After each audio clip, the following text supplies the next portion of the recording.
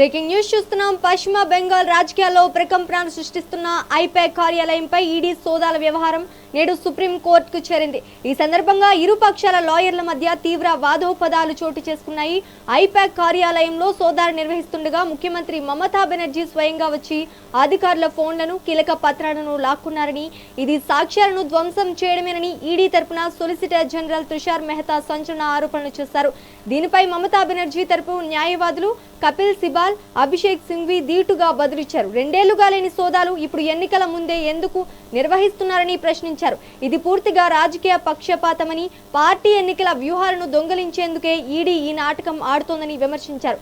ఇరుపక్షాల వాదనలు విన్న అత్యున్నత న్యాయస్థానం ఇది అత్యంత సీరియస్ విషయమని అభిప్రాయపడుతూ కేసును లోతుగా పరిశీలిస్తామని స్పష్టం చేసింది.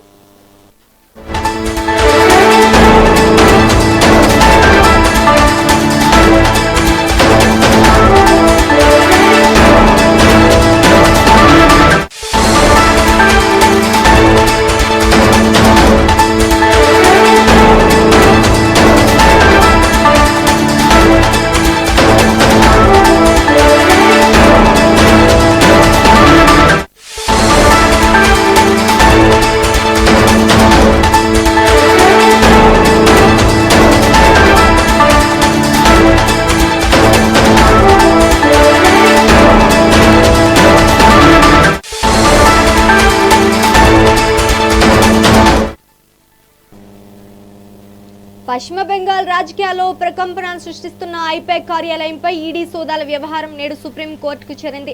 ఈ సందర్భంగా ఇరు పక్షాల లాయర్ల మధ్య తీవ్ర వాదోపవాదాలు చోటు చేసుకున్నాయి.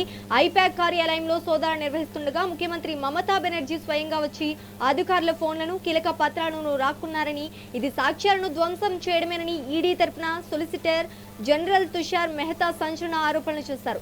దీనిపై మమతా బెనర్జీ తరపు న్యాయవాదులు కపిల్ సిబాల్, అభిషేక్ సింఘ్వి ఘాటుగా విమర్శలు చేశారు. రెండేళ్లుగా లేని సోదాలు ఇప్పుడు ఎన్నికల ముందే ఎందుకు నిర్వహిస్తున్నారని ప్రశ్నించారు. ఇది పూర్తిగా రాజకీయ పక్షపాతమని. ఇక ఇదే అంశానికి సంబంధించి మరింత సమాచారం మా ప్రతినిధి చిన్నబాబు అందిస్తారు. చిన్నబాబు, చెప్పండి. పశ్చిమ బెంగాల్ సీఎం ఎవరైతే మమతా బెనర్జీ ఉన్నారో, మమతా బెనర్జీకి ఇటు ఈడీకి మధ్య పంచాయతీ అయితే అసలు తెగరం లేదని చెప్పాలి. ఇది కాస్త చినుకు వానలాగా సుప్రీం కోర్టు దాకా చేరింది. ఈ సందర్భంగా మమతా బెనర్జీ అండ్ మమతా ఈడీ లాయర్ల మధ్య తీవ్ర వాదోపవాదాలు అయితే చోటు చేసుకుంటున్నాయని చెప్పాలి. ఒక విధంగా బెంగాల్లో అయితే పరిస్థితి వేడికిందని చెప్పాలి. హీట్ రా చేసుకుంటుంది ఈడీకి అండ్ సీఎం మమతా బెనర్జీకి మధ్య. ఈడీ తరఫున సొలిసిటర్ జనరల్ తుషార్ మెహతా వాదనలు వినిపించారు సుప్రీంకోర్టులో. అటు మమతా బెనర్జీ తరఫున సీనియర్ న్యాయవాదులైనటువంటి అభిషేక్ సింఘ్వి, కపిల్ సిబాల్ వాదనలు వినిపించారు. అయితే ఈ సందర్భంగా మమతా బెనర్జీ ప్రభుత్వంపై ఈడీ అధికారులు అయితే కీలకమైనటువంటి సంచలన ఆరోపణలు చేశారని చెప్పాలి.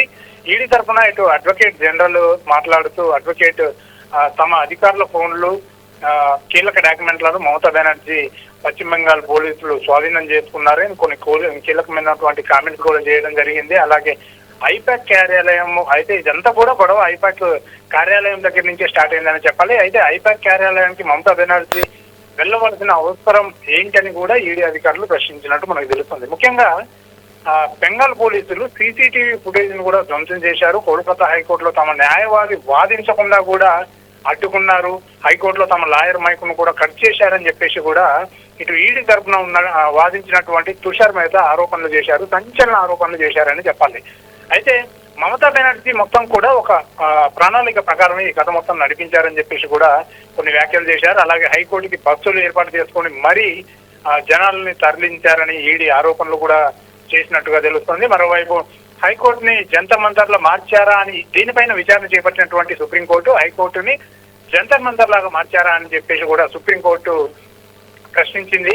ఇది చాలా సీరియస్ మ్యాటర్ అని చెప్పేసి కూడా అత్యున్నత న్యాయస్థానం దీన్ని పరిగణలోకి తీసుకుంది.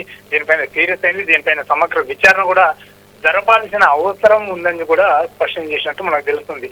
సో ఈ కేసు మొత్తాన్ని కూడా పూర్తిగా పరిశీలించాలని కూడా కీలకమైనటువంటి ఆదేశాలను అయితే జారీ చేసింది.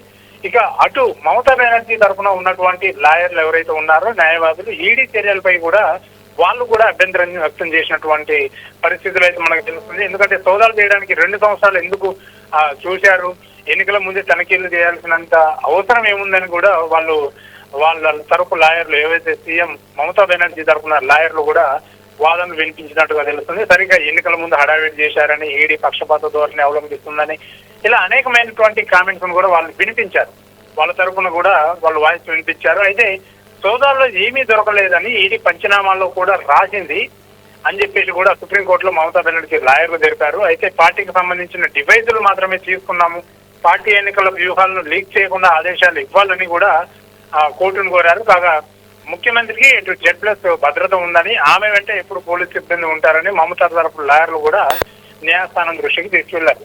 సో ఓవరాల్ గా చూసుకుంటే మాత్రము ఇటు ఈడీకి అటు మమతా బెనర్జీ ప్రభుత్వానికి మధ్య అయితే ఒక టఫ్ వార్ నడుస్తుందని చెప్పాలి. అయితే తమ డాక్యుమెంట్లు తీసుకున్నారని ఈడీ ఆరోపణలు చేస్తుంటే, లేదు మాకు సంబంధించిన డివైజులు మాత్రమే మేము తీసుకున్నాము, ఈడీ కక్షపూరితంగా వ్యవహరిస్తుందని చెప్పేసి కూడా ఇటు కేంద్ర ప్రభుత్వం మీద కూడా ఇటు సీఎం మమతా బెనర్జీ కూడా కీలకమైనటువంటి ఆరోపణలు కూడా చేస్తున్నటువంటి పరిస్థితి. అయితే ఈ పంచాయతీ అంతా కూడా ఇప్పట్లో తెగేలాగా లేదు. ఓవరాల్ గా చూసుకుంటే ఈడీకి సీఎం బెంగాల్ ప్రభుత్వానికి మధ్య పంచాయతీ అయితే మరికొన్ని రోజులు ఇలాగే కంటిన్యూ అయ్యే ఛాన్స్ ఉంది.